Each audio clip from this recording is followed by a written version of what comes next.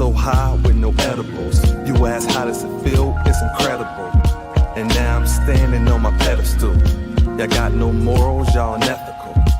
I'm so high with no edibles. You ask how does it feel? It's incredible. And now I'm standing on my pedestal. Y'all got no morals, y'all unethical. I got a baby face, call it.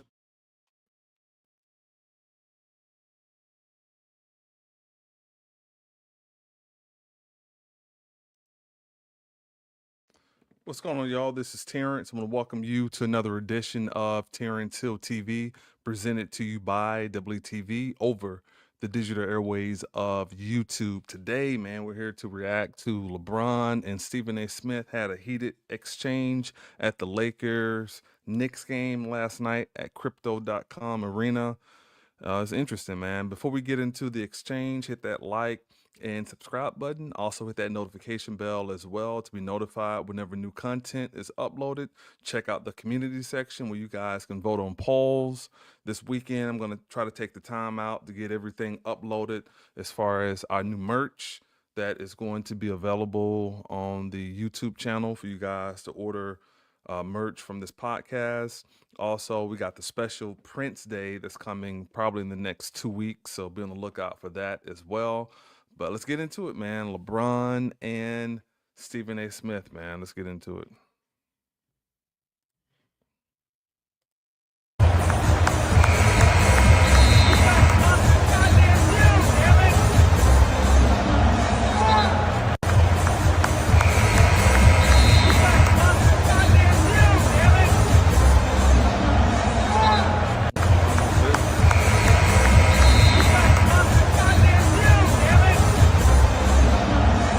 It's interesting. You got Jimmy Iovine right there from Interscope. It's that Scotty Brooks. You can tell something, you know, the security is looking like what's going on, you know.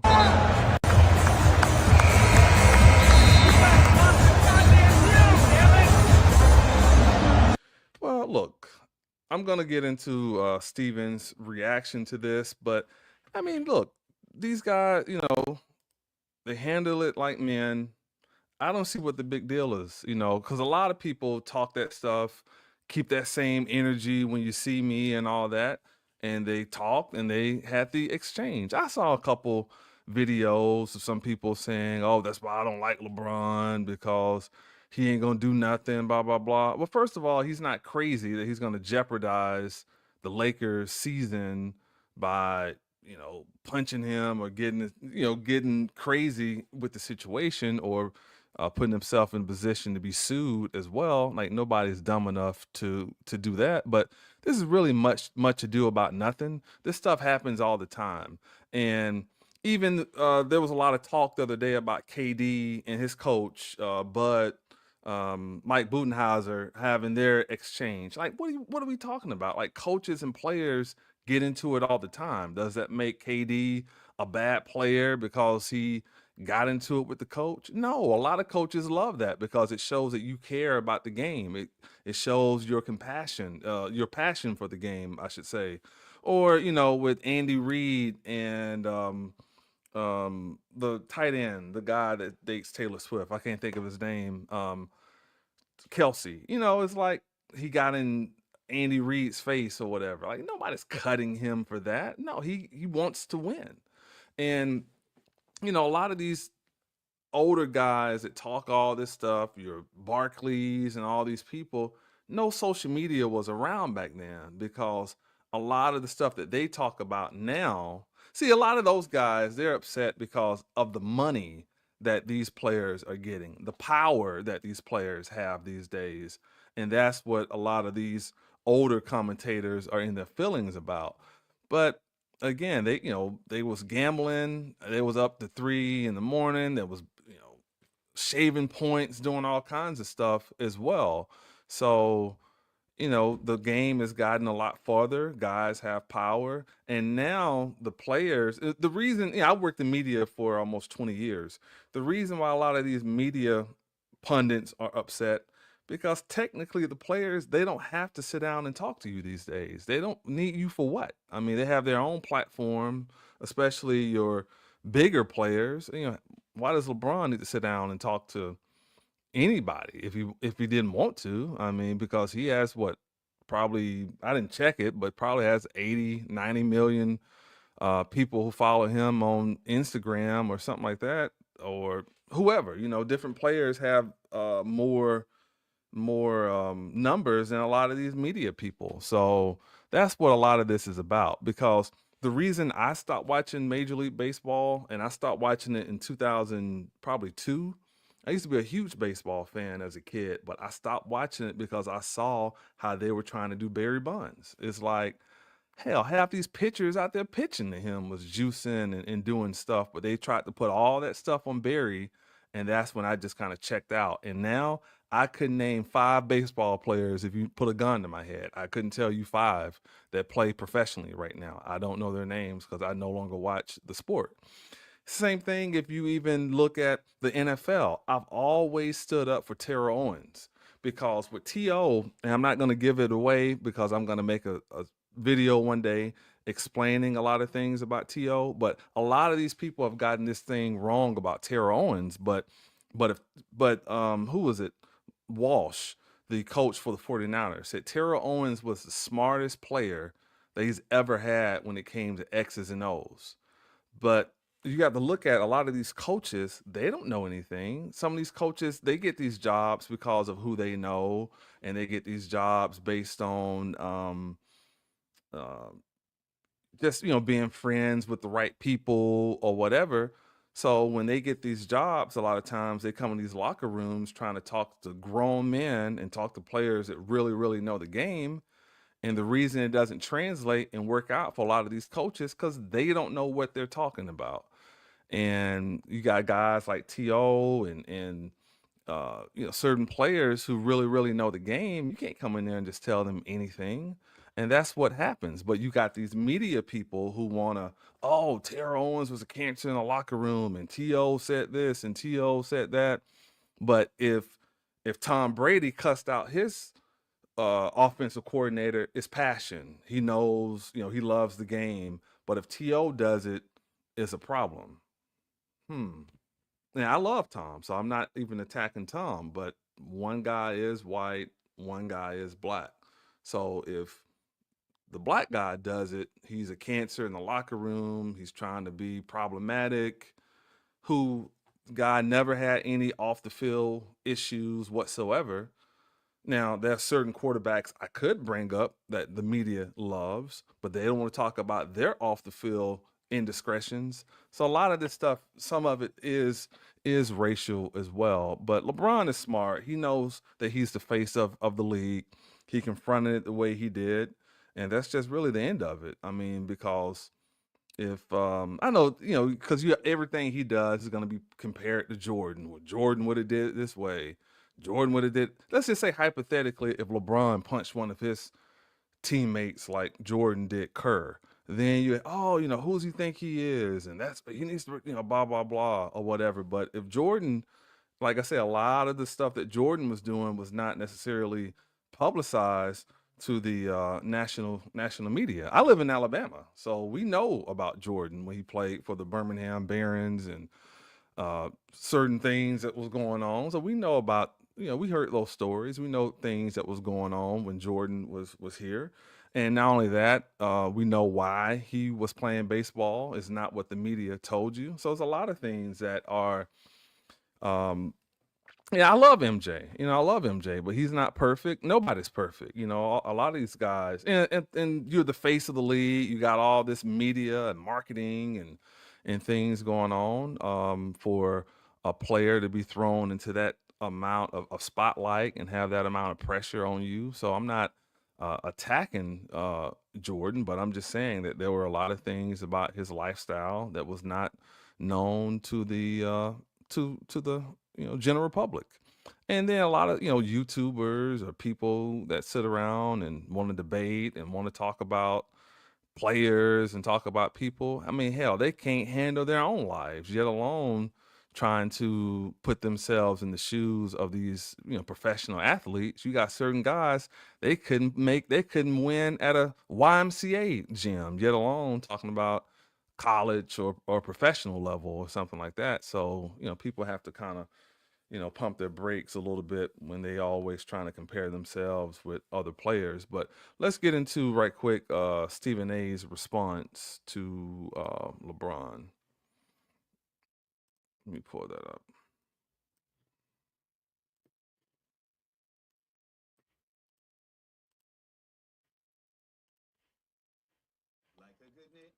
Let's get into it. Okay. Stephen A on LeBron. Okay. All right, about to get into it. All right, so we're about to get into Stephen A. Smith's response to everything that transpired. And I'm sure at some point, if LeBron wants to address it, then he can respond to Stephen A. But he definitely threw Stephen a lob as far as, ESPN is going to eat this up, especially with Stephen A. just getting his new contract or whatever. So this is content that a lot of people are going to be talking about and getting views on and everything. So LeBron threw everybody a lob as well. Welcome into First Take on this Feel Good Friday. Thank you for being with us. Obviously, Stephen A., an incredible game last night in L.A. You were in the building, and we'll get to what that means for the Lakers and Knicks in just a moment. But, S.A., there was a moment in the game that we want to address.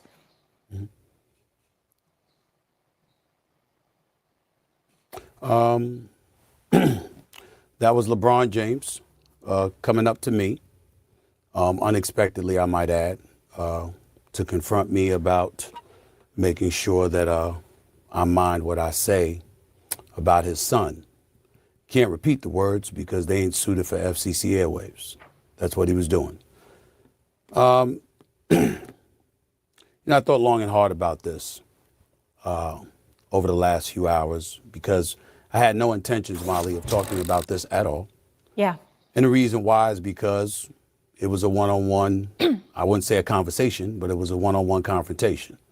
But then I wake up and everybody from ESPN and my agent and everybody else were sending me that this thing had gone viral. And so ultimately it was unavoidable, and that is why I have to discuss it now. That wasn't a basketball player confronting me. That was a parent. That was a father. And I can't sit here and be angry or feel slighted by LeBron James in any way in that regard. By all accounts, he's obviously a wonderful family man and a wonderful father who cares very, very deeply about his son. And based on some of the comments that he had heard, or shall I say, I think he thought he heard, he clearly took exception to some of the things that he heard me say, and he confronted me about it. For the record, his agent and friend, Rich Paul, has my number. Maverick Carter, who works under him, has my number. LeBron James knows how to get in contact with me if he wanted to. He never called, because had he called and wanted to talk to me, I would have accepted that call. Had he wanted to see me, I would have flown out and I would have seen him and I would have had a conversation man to man. But that is not what he elected to do. Instead, he elected to confront me while I was sitting courtside. Ari Emanuel, the head of William Morris Endeavor, one of the agencies that represents me, along with Larry David, was sitting courtside. I was with them for the game. And he walked right up to me and he said what he had to say. And apparently he feels like I was slighting his son. Now let me tell you what I feel. What I would have said if we were in a different environment, because I was not going to engage in a confrontation at that particular moment in that setting.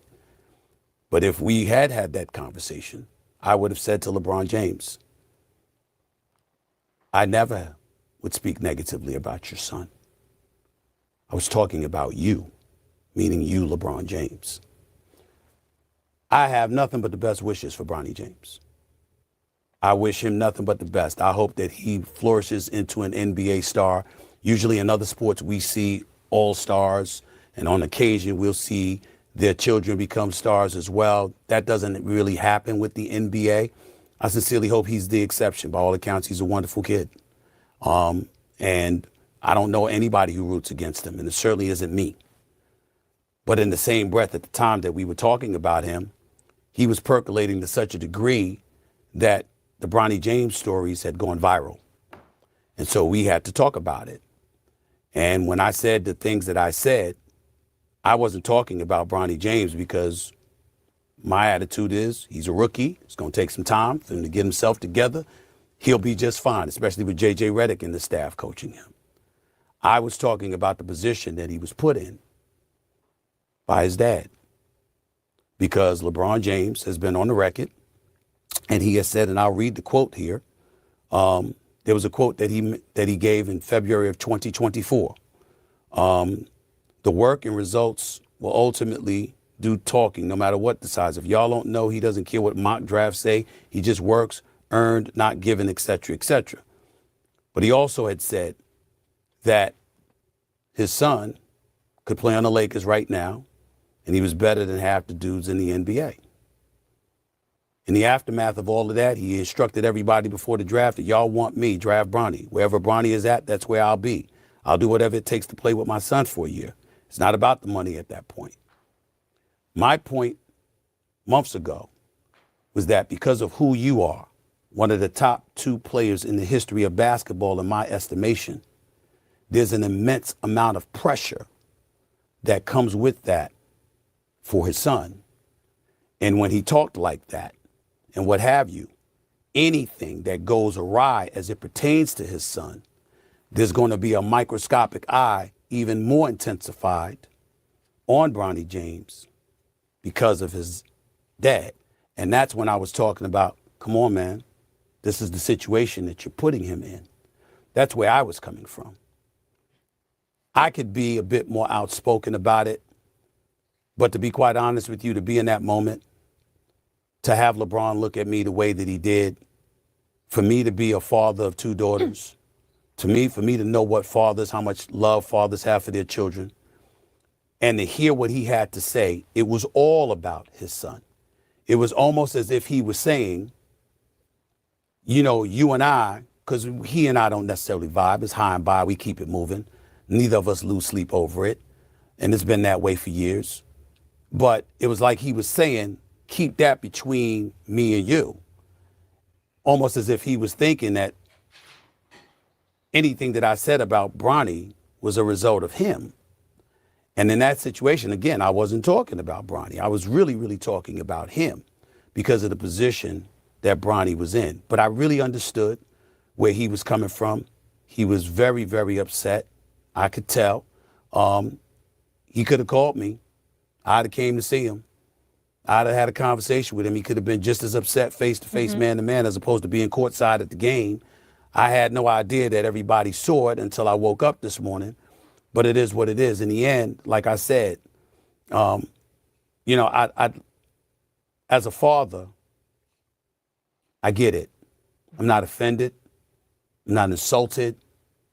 I don't have any animosity or animus towards LeBron James for this. Nothing like that. I don't think he cares. But Yeah, he threw you a lob. I mean, it's like, the thing is like, it's been a double-edged sword. So because of this type of media, the sports radio, these debate shows, that a lot of the players' stock and the coverage of the league has really expanded globally, and a lot of people love these debate shows. I'm one of them. But at the same token, these guys, what they do every night, whether it's the NFL or NBA or MMA or boxing or whatever, they make content that gives careers to people like that. So if Stephen A gets $100 million contract, this is a result in a lot of his career. I'm not everything, because I know he was a beat writer, and I know what he did in Philly for, I think, 15 years. I know he covered Allen Iverson's teams. And but a lot of what these people are known for as well is the LeBron Jordan debate as well. So, you know, everybody is ate and benefited financially off this as well. So, yeah, I mean, it's kind of a double-edged sword, you know. neither do I. I'm just stating fact. None of that exists. If I was in his position, I can't definitively say I would not have done the same thing. Yeah. I'm not blaming him one bit. I get it. I understand it. And there's a part of me that aches and hurts because of it.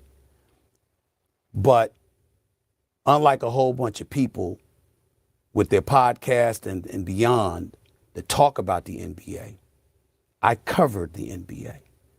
And it's my job to talk about the subjects and the subject matters that matter. I work for ESPN.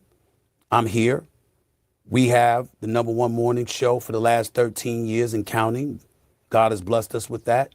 There's a lot that's going on, and there's a lot of stories that are there to be told.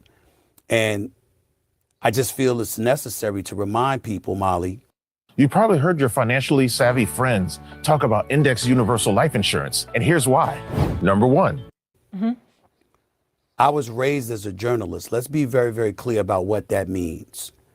I'm not one of those that get into people's private affairs. But what you do on a public platform for public consumption, that's what I cover. That's what I do for a living. And if you're in the NBA, that applies to you. I don't want enemies. I live a very good life. I like to make people laugh and smile and have a good time and all of that other stuff. But I also get paid to call it like I see it. And what I said at the time, I stand by what I said. It wasn't even any reporting. The facts were out there. And what I was saying about LeBron is fact-based because of what he said and the things that he said leading up to his son getting drafted and ultimately being in the NBA on the same team as him, as opposed to being a Boston Celtic or a Golden State Warrior. There is no way around that. And when you are born and raised as a journalist, not born and raised, but when you're raised as a journalist professionally, you don't want enemies, but you ain't paid to make friends. You got to call it like you see it. And that's what I did. So again, in closing, I just want to say, I'm not upset. I don't care. I wish that it wasn't in that kind of atmosphere. I wish it was in a private setting. Yep. I don't blame LeBron James for being upset. I don't blame him for being angry. I don't blame him for wanting to confront me, because that wasn't a superstar basketball player that confronted me. He played like one again last night, which just reminds you of his focus and his greatness. Yeah. But that wasn't a basketball player that approached me last night. Let's get that was a into daddy. What happened on the court. And Stephen A., I appreciate you putting yourself in his shoes, and I'm glad that LeBron got to address what's on his heart as well. You know, I agree with a lot of what Stephen A. said, except that last part. Now, let's get into the Bronny thing for a minute. Yeah, of course. I know with Bronny coming to the league, that because of LeBron's greatness and who LeBron is, that of course that there's going to be a target on his back. That just goes without saying. And then, you know, me personally, I think, I'm not saying this because I'm a LeBron fan. I think the health issue, the cardiac issue, kind of affected his college career. You know, if you look at the stats or whatever, some people saying he shouldn't have been, he needed to stay in college longer or whatever. That's debatable. I mean, but let's just say hypothetically, the only reason he got drafted because he is LeBron James' son. Okay. Um, don't you work in jobs? Don't you have, I mean, my entire life I've seen nepotism. I mean, that's not going away just because if in this case, if it was about Bronny, nepotism is not going anywhere. I mean, a lot of people got executive jobs, media jobs, you name it, because of who their brother is, who their sister. Hell, you got siblings working together at ESPN. I mean, what are we talking about? I mean, there's nepotism everywhere if you want to go down that rabbit hole. But as far as my pushback on everything that StephenASmith said about he gets paid to call it like he sees it. However, you don't call it like you see it when it comes to Jordan, because it seems like everything about Michael Jordan is just no critique whatsoever. It's just everything is just, he's a 6-time champion. Hell, everything Scottie Pippen says is wrong. It's just everything is in the light to uplift Jordan, and then everybody else can get smoke. That's the pushback I have, because there's a lot of stuff that we can talk about when it comes to Michael Jordan, and I get it. You want to stay out of people's personal lives, but however, if your personal life is affecting what's going on the court, then that needs to be highlighted and talked about more. And that's not really brought up when it comes to Jordan's legacy. Was he or was he not suspended from basketball for gambling? I mean, that's just something that we can't really get around. Um, and like I say, Scottie Pippen is equally just as responsible for those championships as Jordan was. And it's kind of interesting to me that a lot of the former Bull teammates and coaches, they have nothing but praise for Scottie. So Scotty, his opinion should be taken into consideration and should be respected.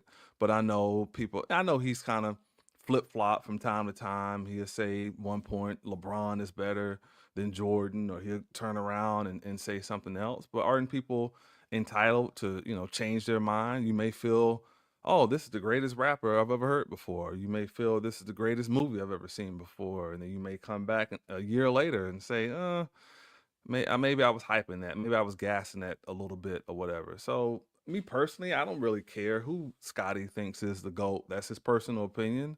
I respect him regardless. But I just noticed that, they never really have any criticism for Jordan. They never really want to talk about how Isaiah got screwed out of being on the Olympic team and things of that nature. But every chance they get, oh, LeBron ruined the slam dunk contest. He didn't compete in the slam dunk contest, or the way he left Cleveland. But he was a free agent. He had the right to do whatever he wanted to do. Hell, I mean, if Jordan would have got his way, they would have drafted a lot more Tar Heel players with with the Bulls or whatever, and the owner had to step in a lot of times, and no, we're not doing that or whatever. Or these guys want to team up, they want to be friends, they want to. Wasn't Barkley hanging out with Jordan? Wasn't Patrick Ewing hanging out with Jordan? Isn't Charles Oakley Jordan's best friend?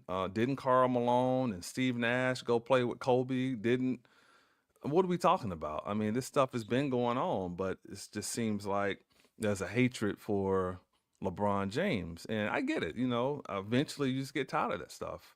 Um, and although I may look at it in my perception sometimes, that may think that Kevin Durant, sometimes I hear addresses things that he probably shouldn't address or whatever, but I don't have a problem with it either. If that's how he chooses to do it, that's his right. That's his right to confront people. And anytime he said something to push back on these narratives out there, he gets attacked. So it's like they want to control the narrative. It's like, even if you want to push back on something that they say, there's going to be criticism anyway. And that certain people get that, and that's just a part of being great. Whether it's LeBron James, you just type in Eminem's name on YouTube. I mean, he's the most talked about rapper, and people who don't like him, they're gonna overly critique certain things or whatever. But then other artists, they're gonna just not say anything about. So it's just people kind of have the smoke for who they want to have smoke for. But the thing is, LeBron James is not going anywhere. He's going to keep playing. He's going to keep being great. And I don't dislike Stephen A. Smith at all. I like Stephen A. I don't agree with him all the time, but I'm happy he got his money. Hey, it's a good contract. I respect him. I respect Shannon, and it is what it is. But this is just the world that we live in. That the players have a lot more empowerment to speak out and say what they want to say. And a lot of people just don't like it, but got to get over it. Before we get out of here, those who want to follow me on the social media sites, you can find me on Instagram at I'm in the Hills, Facebook, I'm in the Hills, Snapchat, I'm in the Hills, X, formerly known as Twitter, I'm in the Hills, and TikTok, I'm in the Hills as well. Those who want to donate to our efforts, the Cash App is I'm in the Hills. Venmo, I'm in the Hills as well. I have two websites. The first one is www.double-E, that's two E's, doubleetv.com, and also www.terrancehill.com as well. Follow me on all social media sites. I would love to have you guys connect with this platform. Again, Cash App is I'm in the Hills. hit the like, subscribe button, hit that notification bell as well. Share this content. Check out the community section. Be on the lookout for our new merch that's going to be launching. Hopefully I can have that up by Monday. We got the special Prince Day that's coming out in the next 2 weeks. So you can connect with Purple Nation on Facebook. That's a page that I run. It was started by my late father. Come join that community. It's close to 12,000 people that follow that page. Well, over 12,000 people that follow that page. We're approaching 13. And so I love doing that. It was something that my dad started. We're both huge Prince fans, and just 3-4 times a week when I'm able to upload content, it makes me feel connected to my dad. Also, happy to do it to honor the legacy and the life of the greatest artist of all time, and Prince. So I enjoy doing that. Also, the community section, like I say, it's going to be a new poll in there today where you guys can vote and check out some other videos of mine. There's a video reacting to Lizzo's new song, honoring the life of Angie Stone, another video talking about the life and legacy of Gene Hackman as well. So, check out those videos. And new music, I know Lady Gaga's new album dropped today, so I'm going to be, I'll check that out sometime this weekend, and hopefully tomorrow, no later than Sunday, I do a reaction to Lady Gaga's new album. But I really appreciate you guys for tuning in to another edition of Terrance Hill TV, presented to you by WTV. I'll see you guys next time. Take care. Really appreciate it. I'm out.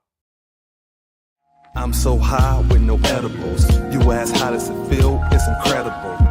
And now I'm standing on my pedestal. Y'all got no morals, y'all unethical.